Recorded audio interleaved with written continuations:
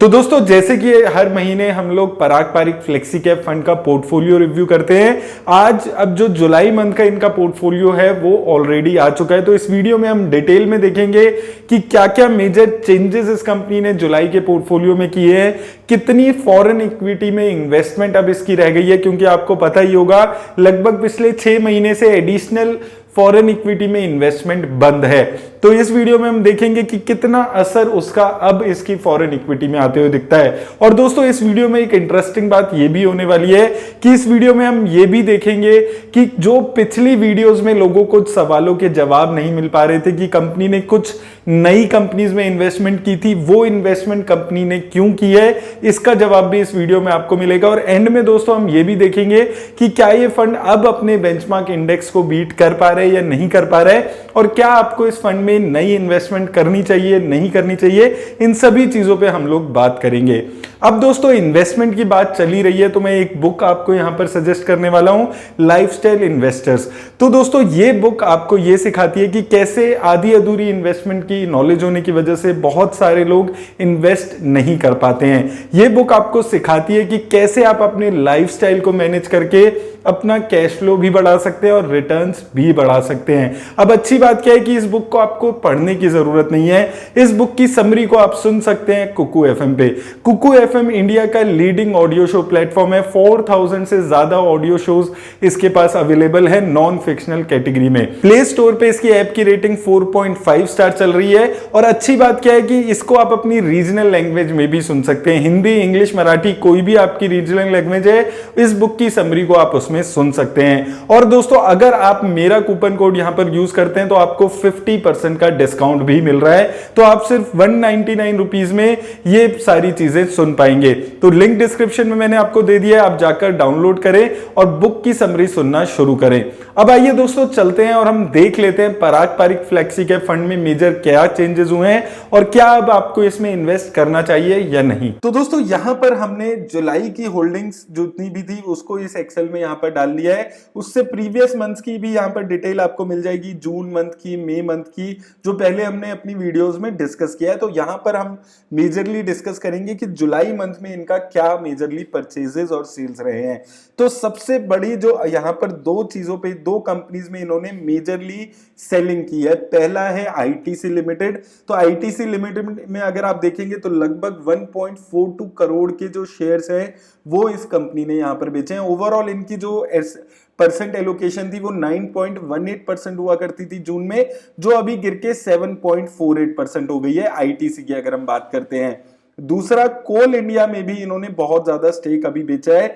अगर आप last month देखेंगे जून में 5% कोल इंडिया में इन्होंने इन्वेस्टमेंट किया हुआ था, जिसको कम करके इन्होंने 4.1% कर दिया है, यानी कि इन्होंने यहां पर भी 1.17 करोड़ शेयर्स बेचे हैं। तो इन दो मेजर कंपनीज में इन्होंने सेलिंग की है। अब काफी सारे लोगों का पिछली वीडियो में भी मेरे पास सवाल आ रहा था कि क्यों इन्होंने कोल इंडिया जैसी कंपनी को अपने पोर्टफोलियो में ऐड किया है। तो उसका जवाब इस वीडियो में कंपनी ने अपने फंड फैक्ट शीट में डाला है, जो कि हम इस वीडियो में आगे डिस्कस करेंगे। वहीं दोस्तों अगर हम यहां पर मेजर एडिशंस की बात करते हैं तो इस महीने कंपनी ने किसी भी नई कंपनी को पोर्टफोलियो में ऐड नहीं किया है। और अगर आप एडिशंस देखेंगे तो मेजरली यहां पर 3 कंपनीज में एडिशन देखने को मिलता है। एचडीएफसी में एडिशन है। एचडीएफसी में अगर आप देखेंगे 7.28% से 8.1% इन्होंने अपनी होल्डिंग कर ली है। एचसीएल टेक में यहां पर ये कंपनी खरीदारी कर रही है, बहुत ज्यादा खरीदारी नहीं है, लेकिन 4.9 से 4.93% यहां पर इसका जो शेयर है वो हो गया है। वहीं पावर ग्रिड में भी खरीदारी करने को देखने को मिल रही है। तो ओवरऑल अगर आप देखेंगे इन तीनों कंपनीज में भी अच्छी खासी यहां पर कंपनी ने खरीदारी की है। और दोस्तों यहां पर अगर आप देखेंगे ये एक पैटर्न पिछले महीने भी हमने देखा था। पिछले महीने भी एचडीएफसी, एचसीएल टेक और पावर ग्रिड में इन्होंने खरीदारी की थी। तो यानी कि कंपनी इन तीनों कंपनीज में लगातार धीरे धीरे अपनी जो इन्वेस्टमेंट है उसको इंक्रीज करते हुए यहां पर नजर आ रही है। वहीं दोस्तों फॉरेन इक्विटी की एलोकेशन पे यहां पर बात कर ली जाए तो फॉरेन इक्विटी में सिंस आपको पता है कि एडिशंस होना अभी बंद हो चुका है, तो एडिशन कोई भी नहीं हुआ है फॉरेन इक्विटी में। इनके पास वही फॉरेन इक्विटी दिखती है अल्फाबेट इंक क्लास है, यानी कि गूगल, माइक्रोसॉफ्ट, अमेजॉन और मेटा यानी कि फेसबुक, उसके साथ साथ सुजुकी मोटर्स, ये 5 कंपनीज अभी भी इसके पोर्टफोलियो में नजर आती है। है। ओवरऑल अगर आप देखेंगे 21.68% एलोकेशन अभी भी फॉरेन इक्विटी में करके चल रहा है, जो कि लास्ट मंथ 22.66 था। तो कंपनी काफी अच्छे से अपनी फॉरेन इक्विटी को मैनेज कर पा रही है, बहुत ज्यादा यहां पर कमी देखने को नहीं मिली है अभी तक इसकी फॉरेन इक्विटी में। अगर हम और पीछे चलते हैं तो अगर आप यहां पर फरवरी में देखेंगे, जब ये बैन लगा था फरवरी में, लगभग 29% एलोकेशन इनकी फॉरेन इक्विटी में हुआ करती थी, जो अभी गिर के यहां पर आप देखेंगे 21% की हो गई है। तो ओवरऑल अगर आप पिछले 6 महीने में कंपेयर करेंगे तो 7-8% के आसपास जो एलोकेशन है वो इनकी कम होती हुई नजर आई है। अब देखने वाली बात दोस्तों वही रहने वाली है कि क्या ये फंड अभी भी अच्छी रिटर्न्स दे पा रहा है या नहीं दे पा रहा है, तो वो चीज हम आगे वीडियो में देखेंगे। अब दोस्तों इस फंड की जो सबसे यूनिक बात मुझे हमेशा से लगी है वो देखिए, एक तो फॉरेन इक्विटी में ये इन्वेस्टमेंट करता है वो तो है ही, लेकिन उसके साथ जो गवर्नेंस है, जो इनकी फंड हाउस है वो रेगुलरली इन्वेस्टर्स को अपडेट देते हैं। कोई नई कंपनी को ये पोर्टफोलियो में ऐड करते हैं तो क्यों ऐड करते हैं, किसी कंपनी को बेचते हैं तो क्यों बेचते हैं, उसका जवाब जो ये कंपनी देती है वो बहुत ज्यादा एक अच्छी चीज मुझे लगती है। तो आइए दोस्तों एक बारी मैं आपको ये बता देता हूं कि कैसे कंपनी ने जो 3 मेजर इश्यूज इन्वेस्टर्स को आ रहे थे, पहला कोल इंडिया में एडिशनल इन्होंने इन्वेस्टमेंट क्यों की है, सेकंड एचडीएफसी बैंक को बेचकर एचडीएफसी क्यों ले लिया, और तीसरा आईटीसी में शेयर होल्डिंग कम क्यों की है, क्या आईटीसी में अब इनकी कन्विक्शन कम हो रही है, इन सभी सवालों के जवाब कंपनी ने दिए हैं। तो चलते हैं हम वो जवाब एक बारी देख लेते हैं कि कंपनी का इस पे क्या कहना है। तो दोस्तों ये 2-3 सवाल हर इन्वेस्टर के मन में आ रहे थे इस फंड को लेकर, जिसपे जवाब आज इन्होंने जो अपने फंड की फैक्ट शीट थी उस पे दिया था। तो हम लोग वो चीज देख लेते हैं। पहला सवाल जो काफी लोगों के मन में आ रहा था कि इन्होंने एचडीएफसी बैंक को बेचकर एचडीएफसी लिमिटेड में क्यों शिफ्ट कर लिया है, तो आपको दोस्तों यहां पर जवाब मिल जाएगा। आपको जैसे पता ही है कि एचडीएफसी बैंक और एचडीएफसी लिमिटेड का मर्जर होने वाला है, तो उस पे इस कंपनी का कहना है कि उस वक्त जब हमने एचडीएफसी बैंक से एचडीएफसी लिमिटेड में शिफ्ट किया था तो उस वक्त हमें 3% का डिफरेंस इनकी वैल्यूएशंस में दिख रहा था, तो एज अ रिजल्ट हमें 3% का प्रॉफिट होने वाला था। तो उसमें भी ट्रांजैक्शन कॉस्ट हटा के, तो यहां पर आप देखेंगे इनकी लगभग 2000 करोड़ की यहां पर पोजीशन थी, जो इनके ओवरऑल पोर्टफोलियो का 8% था। तो इन्होंने ये ट्रांजैक्शन करके नेट अपने 60 करोड़ का प्रॉफिट अपने फंड में किया है। तो वो एक रीजन था जिसकी वजह से इन्होंने एचडीएफसी बैंक से शिफ्ट करके एचडीएफसी लिमिटेड में चले गए हैं। दूसरा सवाल जो अभी रिसेंट में आ रहा था कि इन्होंने जो अपनी वेटेज है वो आईटीसी में कम कर लिया है, तो उसका जवाब भी इन्होंने दिया है कि इनकी जो कन्विक्शन है वो आईटीसी से कम नहीं हुई है, और इन्होंने जो बल्क परचेजेस आईटीसी में की थी वो 140 से 210 के रेंज में जब वो चल रहा था तब इन्होंने की थी। अब उसका जो प्राइस है वो 310 रुपए से भी ऊपर जा चुका है, जिसकी वजह से उनको ये डर है कि जो 10% का ओवरऑल वेटेज का एक लिमिट होती है उससे ज्यादा ये ना चले जाए, इसलिए इन्होंने आईटीसी के शेयर्स को थोड़ा बहुत यहां पर बेचा है ताकि उनकी जो वेटेज है वो बनी रह सके। कन्विक्शन में अभी भी कोई कमी आईटीसी को लेकर नहीं आई है। तीसरा जो सबसे बड़ा सवाल जो हर इन्वेस्टर के मन में आ रहा था वो था कोल इंडिया को लेकर, इंक्लूडिंग मी। मैंने भी लास्ट वीडियो में आपको बोला था कि कोल इंडिया को इन्होंने पोर्टफोलियो में क्यों ऐड किया है वो थोड़ा हमें अभी समझ नहीं आ रहा है। तो हमें समझ नहीं आ रहा था तो इन्होंने अपनी फंड की फैक्ट शीट में उसका जवाब दे दिया है।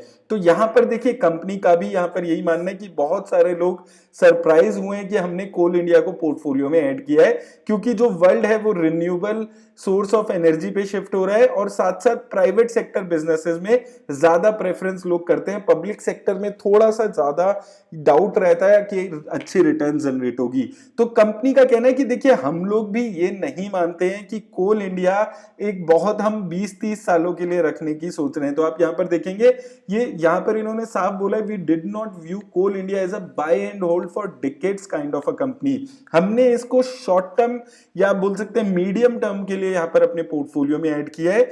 हाई डिविडेंड यील्ड है इसकी, उसकी वजह से ऐड किया है। इनकी जो वॉल्यूम में ग्रोथ है वो यहाँ पर इनको दिख रही है। तीसरा इनका मानना है कि जो कोल के प्राइसेस हैं वो अभी इंडिया में इंक्रीज हो सकते हैं, क्योंकि इंडिया में अभी भी काफी ज्यादा डिस्काउंटेड वैल्यू पे कोल की वैल्यू चल रही है।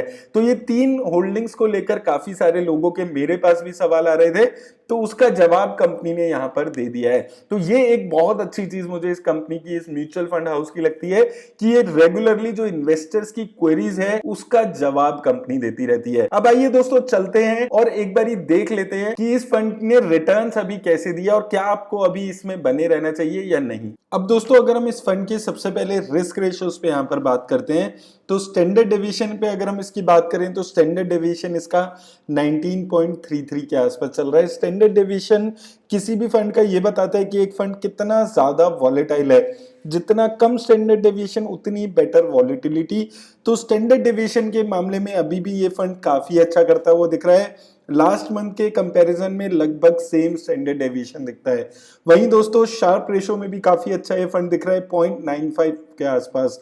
तो शार्प रेशो किसी भी फंड का ये बताते हैं कि एक फंड कितना ज्यादा रिस्क एडजस्टेड रिटर्न दे पा रहा है, कम रिस्क लेकर ज्यादा रिटर्न। तो उस मामले में भी ये फंड अच्छा दिखता है। शार्प रेशो जितनी ज्यादा होती है उतनी बेटर रिस्क एडजस्टेड रिटर्न दिखती है। तो शार्प रेशो भी इस फंड का अच्छा है। तीसरी चीज आ जाती है टर्नओवर रेशो। टर्नओवर रेशो किसी भी फंड का ये बताता है कि एक फंड कितना ज्यादा पोर्टफोलियो में चेंजेस करता है। तो ये चीज अभी आप समझ ही चुके होंगे। मंथ ऑन मंथ हम देखते हैं कि ये फंड कितनी कंपनीज को पोर्टफोलियो में ऐड करता है। इस बार भी हमने देखा है कि कोई भी नई कंपनी को इसने ऐड नहीं किया है। तो बहुत ज्यादा चेंजेस ये फंड अपने पोर्टफोलियो में नहीं करता है और यही चीज दिखाती है कि टर्नओवर रेशियो जितनी कम होती है उतनी बेटर एक फंड की लॉन्ग टर्म कन्विक्शन होती है किसी भी कंपनी को लेकर। तो यहां पर तीनों ही रेशोज में ये फंड काफी अच्छा नजर आता है। अब दोस्तों अगर हम इसकी रिटर्न्स पे यहां पर बात करें तो अगर आपने इस फंड में 10,000 रुपए लगाए होते 5 साल पहले, तो वो 10,000 रुपए इस फंड ने आपके 24,000 कर दिए, यानी कि सिर्फ 5 सालों में इस फंड ने आपके पैसे डबल से भी ज्यादा बना दिए हैं।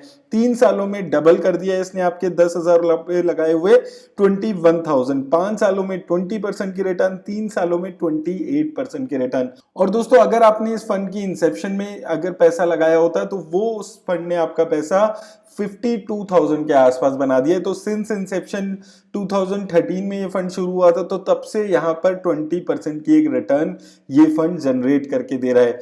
2 साल में 30% की रिटर्न है। हालांकि 1 साल से आपको भी पता है स्टॉक मार्केट बहुत ज्यादा अच्छा नहीं कर रहा है और इस फंड ने 8% के आसपास की 1 साल में रिटर्न दी है। वहीं दोस्तों एसआईपी इन्वेस्टमेंट पे बात करें तो एसआईपी इन्वेस्टमेंट में भी काफी अच्छा करता हुआ ये फंड यहाँ पर नजर आता है। 5 साल में 60,000 की लागत 1,04,000 के आसपास बनी है। 3 सालों में 36,000 की लागत 53,000 के आसपास बनी है। 5 सालों में 23% की रिटर्न, 3 सालों में 27% की रिटर्न, वहीं 2 साल में 20% की रिटर्न इस फंड ने जनरेट करके दिए। तो कंसिस्टेंटली अच्छी रिटर्न्स ये फंड यहाँ पर जनरेट करते हुए नजर आ रहा है। अब अगर आप देखेंगे 2, 3 और 5 सालों में ये बहुत अच्छा करते हुए नजर आ रहा है और 5 सालों में ये अभी भी one of the best performing flexi cap fund यहां पर चल रहा है। लेकिन दोस्तों जैसे कि हम हमेशा बात करते हैं, किसी भी फंड को अगर आपको सही मायने में जज करना है तो ये चीज देखनी जरूरी है कि क्या वो फंड अपने बेंचमार्क इंडेक्स को बीट कर पा रहा है या नहीं। तो अगर हम इस फंड की रिटर्न्स को कंपेयर इसके बेंचमार्क इंडेक्स से करेंगे तो यहां पर आपको देखने को मिलेगा कि 6 महीने और 1 साल में ये फंड अपने बेंचमार्क इंडेक्स को बीट नहीं कर पाया है।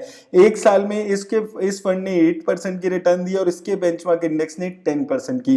लेकिन दोस्तों 2, 3 और 5 सालों में अगर आप चले जाते हैं, थोड़ा अपना टाइम हॉरिजन बड़ा कर लेते हैं, तो ये फंड अपने बेंचमार्क इंडेक्स को बड़ी आसानी से बीट कर पा रहा है। 5 साल में इस फंड ने 20% की रिटर्न दी है, इसके बेंचमार्क इंडेक्स ने 14% की। 3 साल में इस फंड ने 28% की रिटर्न दी है, इसके बेंचमार्क इंडेक्स ने 21% की। वहीं 2 साल में इसने अपने बेंचमार्क इंडेक्स जैसी ही रिटर्न्स, उसके आसपास की ही रिटर्न्स दी है।